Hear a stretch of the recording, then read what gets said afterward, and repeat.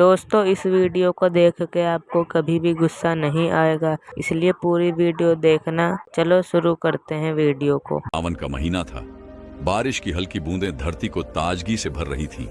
चारों ओर हरियाली फैली हुई थी और गांव के लोग अपने रोजमर्रा के कामों में व्यस्त थे। इस मौसम में गौतम बुद्ध अपने शिष्यों के साथ पास के एक गांव में प्रवास कर रहे थे।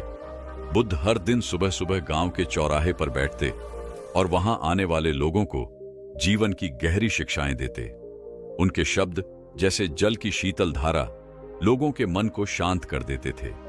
गांव में बुद्ध की ख्याति बढ़ती जा रही थी। लोग उनकी शिक्षाओं को सुनने के लिए अपने काम छोड़कर आते।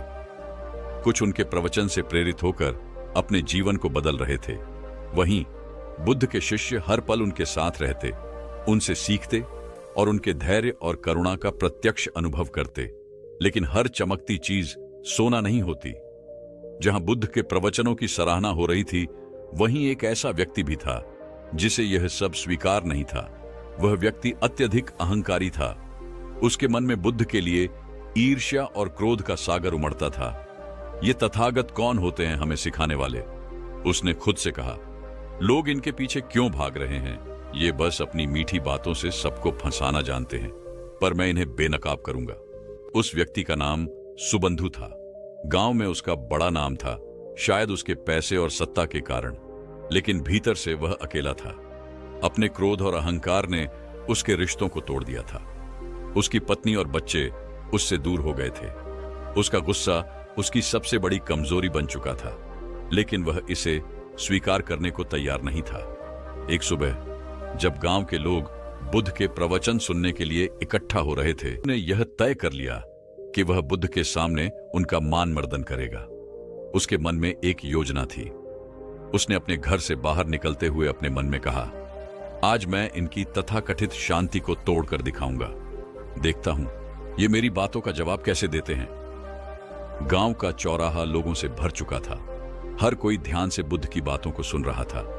बुद्ध कह रहे थे, मनुष्य का सबसे बड़ा शत्रु उसका अपना अहंकार है।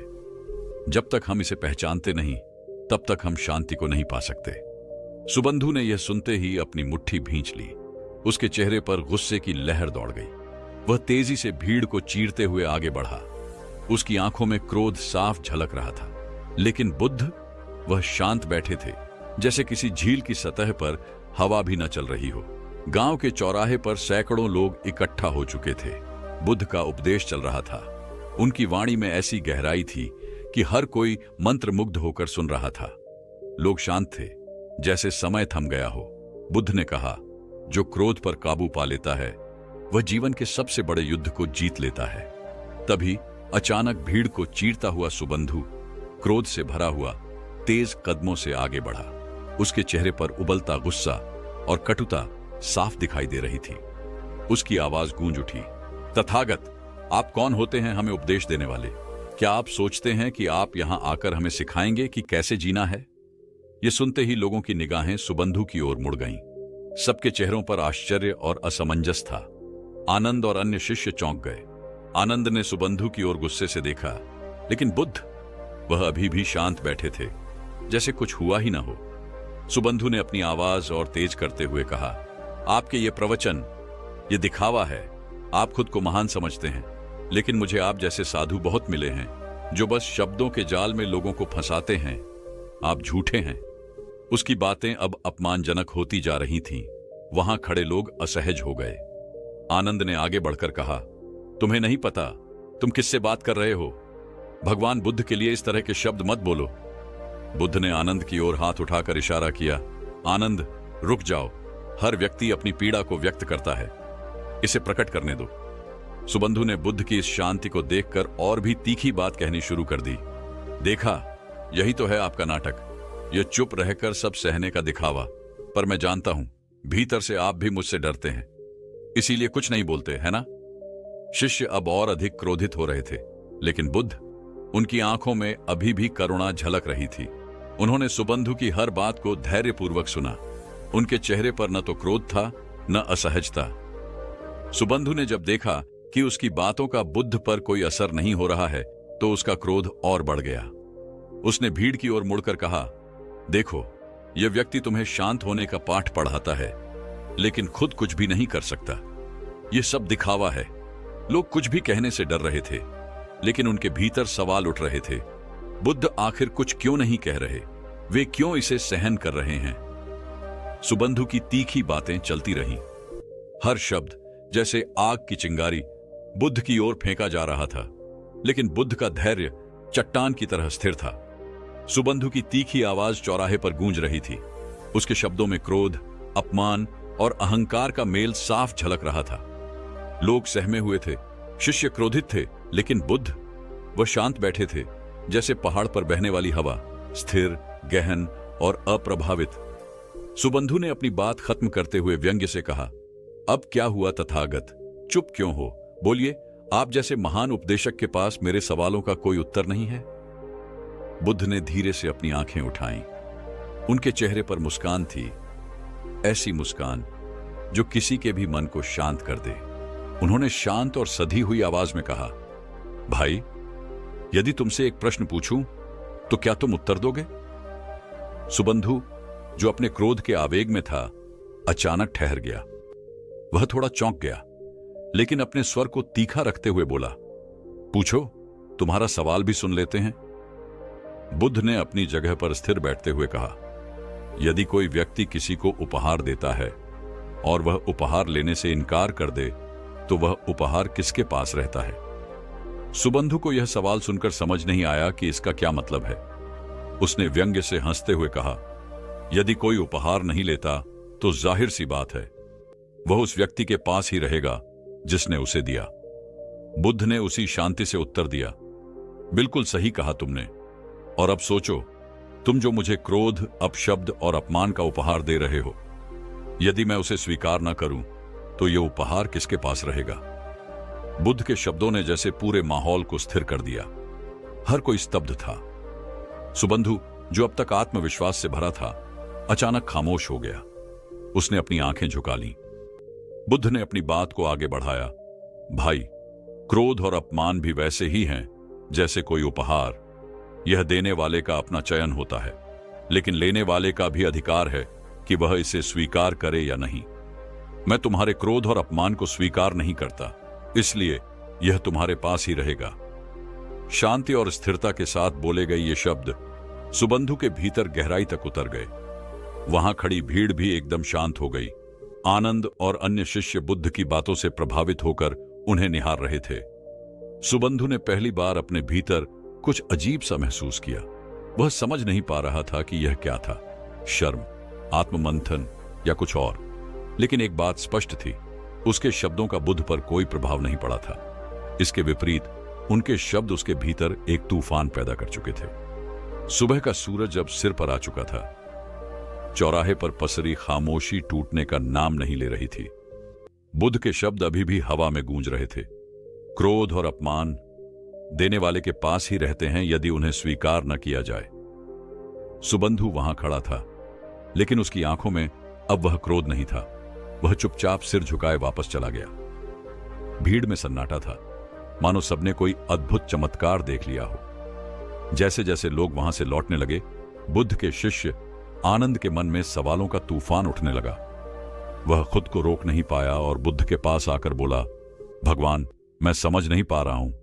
वह व्यक्ति आपको अपमानित कर रहा था, आपके बारे में अपशब्द कह रहा था, और फिर भी आपने उसे कुछ नहीं कहा, न डांटा, न कोई प्रतिक्रिया दी। आखिर आपने ऐसा क्यों किया?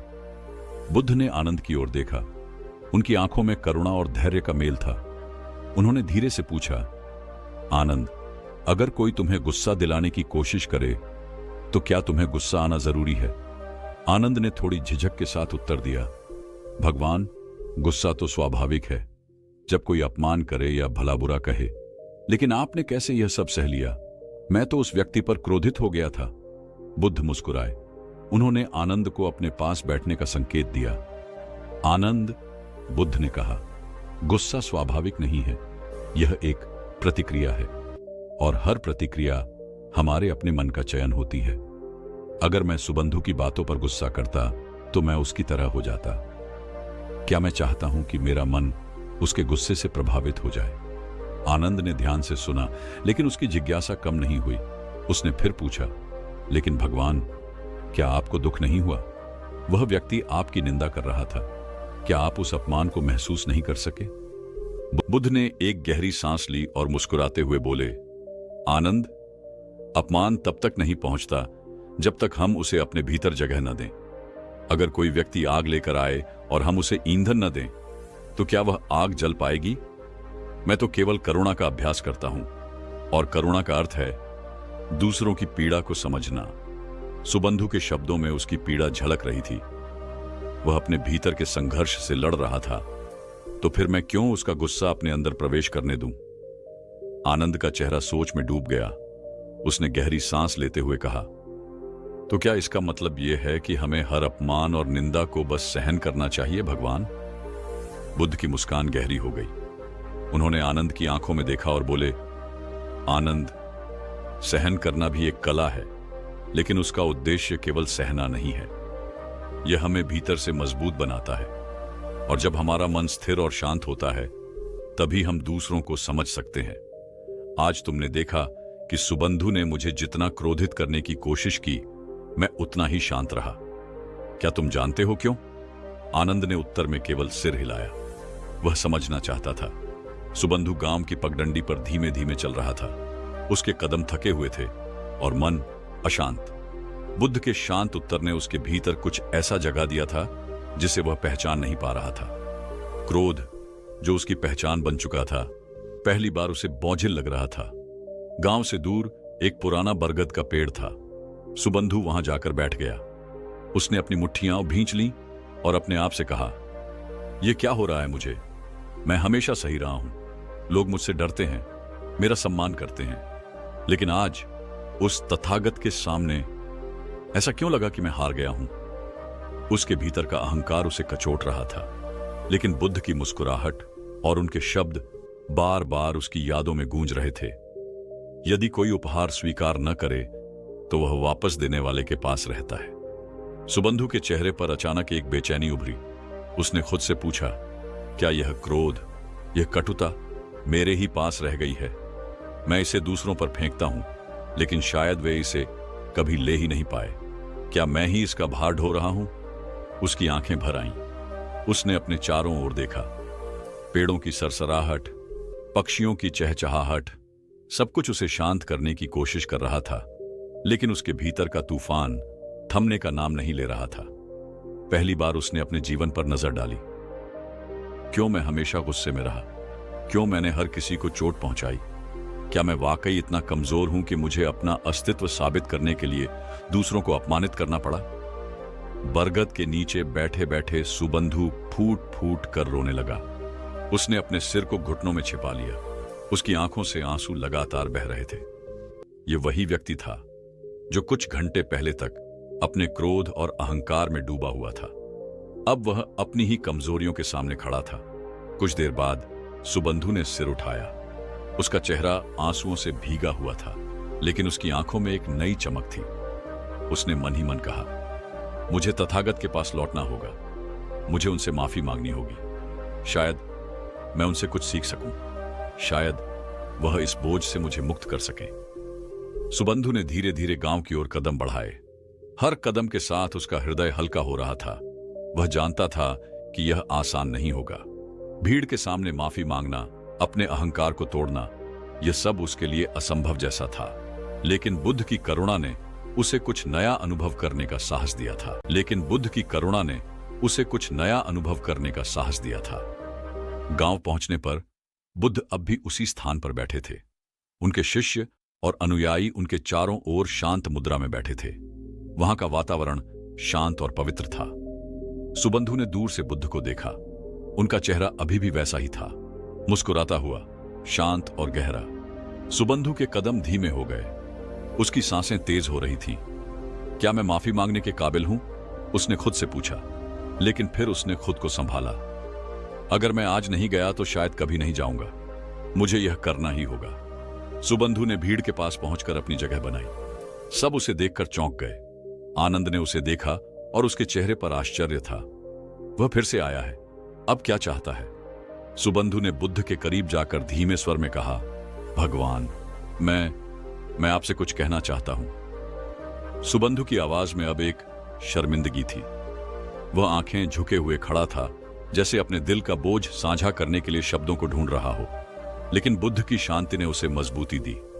बुद्ध ने उसे देखा, फिर धीरे से बोले, सुबंधु, तुम मुझसे कुछ कहना चाहते हो तो कहो। तुम्हारी आत्मा अब एक गहरे मंथन में है। तुम्हें अपने भीतर की यात्रा पूरी करनी होगी। सुबंधु की आंखों में आंसू थे, लेकिन उसने खुद को संभाला।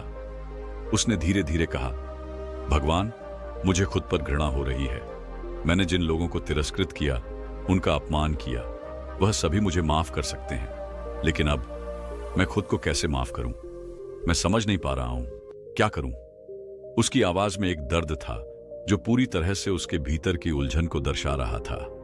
बुद्ध ने उसे एक गहरी नजर से देखा। उनके चेहरे पर एक हल्की मुस्कान थी, जो एक ऐसे व्यक्ति की मुस्कान थी जो किसी और के दर्द को समझ सकता है। उन्होंने धीमे स्वर में कहा, तुम्हारे शब्द, तुम्हारा क्रोध, तुम्हारा अहंकार, ये सब तुम्हारे भीतर के अंधकार से आते थे। लेकिन यह अंधकार तब तक नहीं रहता जब तक तुम उसे अपनी चेतना से बाहर नहीं निकालते। सुबंधु ने सिर झुका लिया और बुद्ध ने फिर कहा, तुम सोचते हो कि तुम अपने किए गए कर्मों को कैसे माफ कर सकोगे, लेकिन मैं तुमसे एक सवाल पूछता हूं, क्या तुम अपने अंधकार से भाग सकते हो? सुबंधु की आंखों में एक हलचल थी। उसने सोचा, फिर धीरे से उत्तर दिया, नहीं भगवान, अंधकार से भागना संभव नहीं है। मुझे उसी का सामना करना होगा। बुद्ध की आंखों में गहरी समझ थी। उन्होंने फिर कहा, ठीक वही बात है सुबंधु। तुम्हारे भीतर जो अंधकार है, वह तुम्हारा क्रोध, तुम्हारा अहंकार, तुम्हारा भय, यह सब सिर्फ तुम्हारी आत्मा की छाया है। और एक दिन जब तुम इसका सामना करोगे, यह छाया धीरे धीरे मिट जाएगी, क्योंकि प्रकाश और अंधकार एक साथ नहीं रहते। सुबंधु की आंखों में अब एक नई लहर थी। वह यह समझने लगा था कि वह केवल अपने भीतर के अंधकार से भागने का प्रयास कर रहा था, जबकि उसे उसका सामना करना था। बुद्ध ने उसकी बातों को समझते हुए और भी गहरे शब्दों में मार्गदर्शन देना शुरू किया। तुम्हारे अंधकार के अंतर्गत जो दर्द है, वह सिर्फ तुम्हारे भीतर नहीं है। यह सब लोग सहते हैं। जब तुम अपने दर्द को समझते हो, तो तुम दूसरों के दर्द को भी समझ पाओगे। तुम्हारी करुणा तभी प्रकट होगी जब तुम अपने भीतर के घावों को पहचानोगे और उन्हें ठीक करने का प्रयास करोगे। सुबंधु की आंखों में चमक आ गई। उसने धीरे से कहा, क्या मैं वाकई इसे बदल सकता हूं भगवान? बुद्ध की आंखों में गहरी शांति थी। उन्होंने उसे संबोधित करते हुए कहा, यह परिवर्तन तुम्हारे भीतर ही है सुबंधु। तुम अपने विचारों, अपनी क्रियाओं और अपने दृष्टिकोण को बदलने से शुरुआत कर सकते हो। परिवर्तन हमेशा भीतर से आता है। जब तुम स्वयं को बदलोगे, तो तुम्हारे आसपास का संसार भी बदल जाएगा। सुबंधु ने एक गहरी सांस ली और जैसे ही बुद्ध की बातों ने उसे आत्मविश्वास दिया, उसने महसूस किया कि वह सच में कुछ बदल सकता है। वह अब अपने भीतर की जंग जीतने के लिए तैयार था। सुबंधु ने बुद्ध की उपदेशों को अपने दिल में पूरी तरह से उतार लिया था। वह यह समझ चुका था कि उसका असली शत्रु बाहर नहीं, बल्कि उसके भीतर था। उसका अहंकार, उसका क्रोध और उसकी नफरत। बुद्ध के मार्गदर्शन ने उसे आत्म मंथन के लिए प्रेरित किया था और अब वह अपने जीवन में एक नई शुरुआत करने के लिए तैयार था। कुछ दिनों तक सुबंधु ने अपनी दिनचर्या को पूरी तरह से बदल दिया था। वह पहले की तरह गुस्से में नहीं आता था। अपने भीतर की अशांति और घृणा को वह अब शांति और सहानुभूति से बदलने की कोशिश कर रहा था। एक दिन जब सुबंधु गांव के बाजार से गुजर रहा था, उसे एक छोटा बच्चा दिखा जो एक टूटे हुए बर्तन के साथ बैठा था। बच्चा घबराया हुआ था, उसकी आंखों में डर था। सुबंधु ने उसके पास जाकर पूछा, क्या हुआ? तुम डर क्यों रहे हो? बच्चे ने कांपते हुए कहा, मुझे बर्तन को ठीक करना था, लेकिन मैं इसे और भी तोड़ बैठा। अब मुझे डर है कि लोग मुझे डांटेंगे। सुबंधु ने बच्चे की आंखों में देखा और उसे पहली बार महसूस हुआ कि यह बच्चा उस दर्द का सामना कर रहा था जो कभी वह खुद महसूस करता था। वह बच्चा भी अपमानित होने और अपने की गए गलतियों के लिए डर रहा था, ठीक जैसे सुबंधु कभी अपनी क्रोध की वजह से डरता था। सुबंधु ने धीरे से बच्चे को अपने पास खींचा और कहा, देखो, हर कोई कभी न कभी गलती करता है। यह बर्तन टूटना कोई बड़ी बात नहीं है, असली बात यह है कि हम अपनी गलती से क्या सीखते हैं। यह सुनकर बच्चा थोड़ा शांत हुआ और सुबंधु के शब्दों ने उसे कुछ आश्वस्त किया। सुबंधु की आवाज में वह सच्ची करुणा थी जो बुद्ध के उपदेशों का परिणाम थी। सुबंधु के भीतर एक अद्भुत बदलाव आ चुका था। पहले वह किसी की कमजोरी का मजाक उड़ाता था, लेकिन अब वह दूसरों के दर्द को समझने लगा था। वह किसी के प्रति क्रोध नहीं रखता था, बल्कि अब वह हर व्यक्ति में करुणा और समझ देखने लगा था। वह धीरे धीरे बदलता जा रहा था। अब वह एक नई सोच के साथ हर स्थिति का सामना करने लगा था। अब उसे खुद से नफरत नहीं थी, बल्कि वह खुद को स्वीकार करने और सुधारने की कोशिश कर रहा था। कुछ दिन बाद गांव में एक और घटना घटी। गांव के एक बुजुर्ग व्यक्ति को कोई समस्या हो गई थी और कुछ लोग उसकी मदद करने के बजाय उसे हिकारत की नजरों से देख रहे थे। सुबंधु ने यह देखा और बिना किसी संकोच के उस बुजुर्ग के पास गया। उसने उनकी मदद की और सभी को दिखा दिया कि कैसे एक व्यक्ति का हृदय बड़ा हो सकता है अगर वह खुद को समझे और दूसरों की मदद करने का अवसर दे। गांव के लोग अब सुबंधु को एक नए रूप में देख रहे थे। वह वही व्यक्ति था जो कभी गुस्से और घृणा से भरा हुआ था, लेकिन अब वह करुणा और शांति का प्रतीक बन चुका था। सुबंधु को अब यह एहसास हो चुका था कि असली ताकत अपने भीतर के अंधकार से बाहर निकलने में है। उसका परिवर्तन धीरे धीरे गांव में न केवल उसकी जिंदगी में, बल्कि दूसरों की जिंदगी में भी बदलाव ला रहा था। वह अब पूरी तरह से बुद्ध के उपदेशों पर चलने के लिए तैयार था। उसने अपने अहंकार को छोड़ दिया था और उसकी आंखों में एक नई जोश और सुकून था। वह दिन सुबंधु के जीवन का एक महत्वपूर्ण मोड़ था। अब वह बदल चुका था। उसे अपने भीतर की शक्ति का एहसास हो चुका था। वह जानता था कि शांति केवल बाहरी परिस्थितियों से नहीं आती। वह जानता था कि शांति केवल बाहरी परिस्थितियों से नहीं आती, बल्कि यह हमारी आंतरिक स्थिति से उत्पन्न होती है। बुद्ध की शिक्षा ने उसे यह समझाया था कि अगर हम अपने भीतर के क्रोध और नफरत को त्याग दें, तो हम जीवन में वास्तविक सुख और शांति पा सकते हैं। एक दिन बुद्ध ने सुबंधु को अपने पास बुलाया। यह वही दिन था जब सुबंधु ने अपनी पूरी यात्रा के बारे में बुद्ध से बातचीत करने का निर्णय लिया था। उसने सिर झुका लिया और धीरे से कहा, भगवान, मैं जानता हूं कि मैंने जो किया वह गलत था, लेकिन अब मैं खुद को ठीक करना चाहता हूं। मैंने महसूस किया है कि हमारे भीतर की शांति ही हमें बाहरी दुनिया से जोड़े रखती है, लेकिन मैं जानता हूं यह आसान नहीं होगा। क्या आप मुझे और मार्गदर्शन देंगे? बुद्ध ने उसे मुस्कुराते हुए देखा और अपनी आंखों में गहरी करुणा के साथ उत्तर दिया, सुबंधु, तुम्हारे दिल में अब एक नई समझ और बदलाव है। यह तुम्हारा सबसे बड़ा कदम है, लेकिन ध्यान रखना, जीवन में सबसे बड़ा परिवर्तन अपने भीतर होता है। जब तुम अपने मन को शुद्ध करोगे, तब तुम्हारा हर कार्य और विचार भी शुद्ध होगा। यही तुम्हारा जीवन का संदेश है। आंतरिक शांति ही बाहरी दुनिया को बदलने का पहला कदम है। सुबंधु ने ध्यान से बुद्ध की बातों को सुना और उनके शब्दों का गहरा असर महसूस किया। वह समझ चुका था कि जीवन में शांति और सुख पाने के लिए उसे अपने भीतर की हलचल को शांत कर। बड़ी बारिश ने फसल को नष्ट कर दिया था और किसान और उनके परिवार बुरी तरह प्रभावित हुए थे। गांव में बहुत घबराहट थी। लोग एक दूसरे पर आरोप लगा रहे थे। ऐसे समय में सुबंधु ने बुद्ध के उपदेशों को याद किया और एक कदम आगे बढ़ते हुए वह गांव वालों के पास गया। उसने उन्हें समझाया, देखो, हम सबके जीवन में दुख आते हैं, लेकिन यदि हम एक दूसरे का साथ नहीं देंगे तो हम कभी भी इस दुख से बाहर नहीं निकल पाएंगे। हमें अपने भीतर की नफरत और गुस्से को छोड़कर एकजुट होकर इस संकट का सामना करना चाहिए। सुबंधु की बातें गांव के लोगों के दिलों को छू गईं। उसने पहले की तरह गुस्से और हिंसा का सहारा नहीं लिया, बल्कि वह शांति और सहयोग की बात कर रहा था। धीरे धीरे लोग उसकी बातों को समझने लगे और एकजुट हो गए। वे मिलकर किसानों की मदद करने के लिए जुट गए और सब मिलकर काम करने लगे। सुबंधु का परिवर्तन अब गांव में साफ दिखाई दे रहा था। उसने पहले की तरह लोगों को दोष देने और नफरत करने के बजाय उन्हें प्रेम और सहायता का मार्ग दिखाया था। गांव में अब एक नई उम्मीद और साहस का संचार हो चुका था। बुद्ध ने सुबंधु की ओर देखा और कहा, यह तुम्हारा सबसे बड़ा उपहार है सुबंधु। तुम्हारे जीवन का संदेश यही है। अंतरात्मा की शांति और करुणा ही हमें जीवन की असली कठिनाइयों से उबार सकती है। सुबंधु ने आंखें बंद की और उसके भीतर एक गहरी शांति महसूस हुई। वह जानता था कि यह यात्रा कभी खत्म नहीं होगी। जीवन हर दिन नए अनुभवों और चुनौतियों के साथ आता है, लेकिन अगर हम अपने भीतर की शांति और प्रेम को बनाए रखते हैं तो हम किसी भी मुश्किल को पार कर सकते हैं।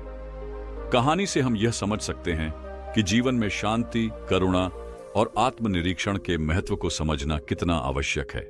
गौतम बुद्ध ने हमें यह सिखाया कि क्रोध, अहंकार और घृणा केवल हमारे भीतर के शत्रु होते हैं, और केवल जब हम अपने दिल और मन को शुद्ध करते हैं तभी हम सच्ची शांति और खुशी पा सकते हैं। सुबंधु का परिवर्तन यह सिद्ध करता है कि अगर हम अपने विचारों और भावनाओं को नियंत्रित करने में सफल होते हैं तो न केवल हमारा जीवन बदलता है, बल्कि हम अपने आसपास के लोगों की जिंदगी को भी बेहतर बना सकते हैं।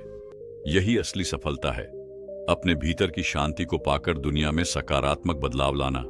ये कहानी हमें यह भी सिखाती है कि हर किसी के भीतर आत्मनिर्माण की क्षमता है और सही मार्गदर्शन से हम अपने जीवन को पूरी तरह से बदल सकते हैं। अगर आप भी चाहते हैं कि आपके जीवन में शांति, प्रेम और करुणा का आगमन हो और आप बुद्ध के शिक्षाओं के अनुसार अपनी यात्रा पर आगे बढ़ना चाहते हैं, तो इस चैनल को सब्सक्राइब करना बिल्कुल न भूलें। हमारे चैनल पर हम हमेशा आपके लिए ऐसे प्रेरणादायक और जीवन बदलने वाली कहानियां लाते हैं जो न केवल आपको सोचने पर मजबूर करे, बल्कि आपको अपने जीवन में सुधार करने का हौसला भी दें। तो अगर आपने अभी तक हमारे चैनल को सब्सक्राइब नहीं किया है तो अभी सब्सक्राइब करें और साथ ही बेल आइकन पर क्लिक करें ताकि आपको हमारे वीडियो का तुरंत नोटिफिकेशन मिल सके। हम हर हफ्ते नई नई प्रेरणादायक और सीख देने वाली वीडियो लेकर आते हैं ताकि आप भी एक बेहतर इंसान बन सकें। अगर आपको ये वीडियो पसंद आई हो तो इस वीडियो को लाइक और शेयर ज़रूर करें ताकि यह विषय और लोगों तक पहुंच सके। अगर आपके मन में कोई सवाल या सुझाव है तो कमेंट करें। धन्यवाद।